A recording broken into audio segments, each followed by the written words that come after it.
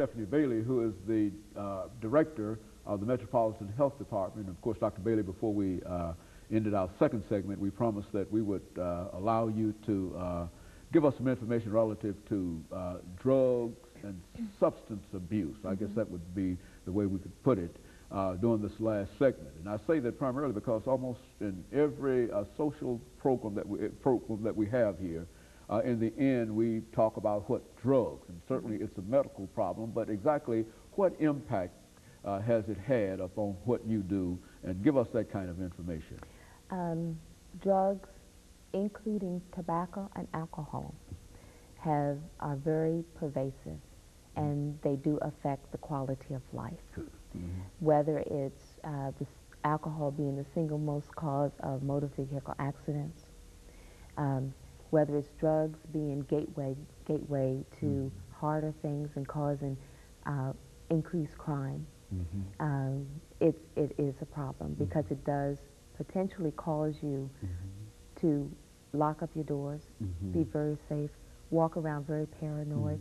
It may even cause you to walk on the other side of the street when you see a particular group of stereotypic people or children or whatever, you know, because you're thinking in terms of crime.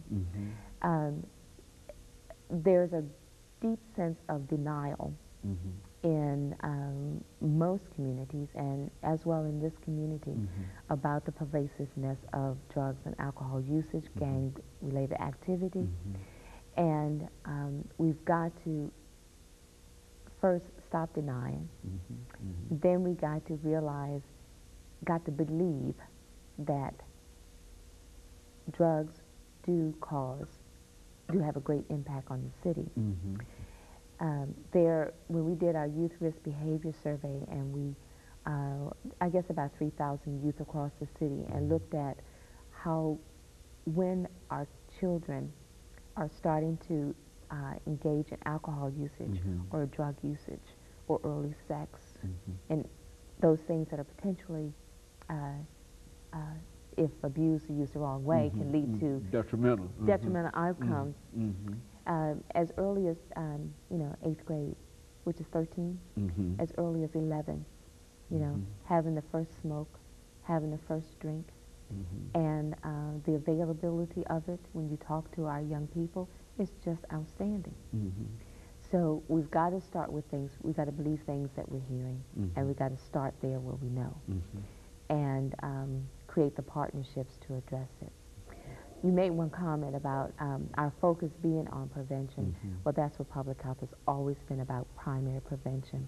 It's not so much about building a jail as it is where can we get to the earliest point to make the greatest impact so that down the road you don't need the jail. You know, very simple concept. And then what we use to get there are things like health promotion, behavior modification.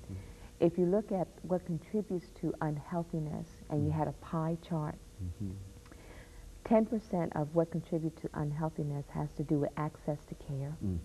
20% has to do with genetics, what genes you were born with and your tendency. 20% has to do with environmental factors, or whether you have clean water, clean air, those type of factors.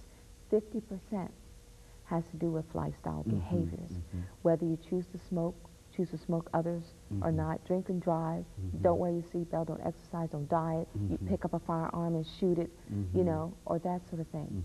So that's the potential of about 70%, the environmental issues and the lifestyle issues, a potential 70% of things we can potentially prevent. And things that in the real sense are not as costly as any of the other things. Absolutely, not as costly. But the social thing to do is to drink. You know, and people don't think of it in terms of, but enough studies, we've been drinking a long time, since Prohibition. And the studies are showing now that it does have adverse effects. Alcohol has an adverse effect. And that's probably one of the biggest drug problems, you know, that's in a community.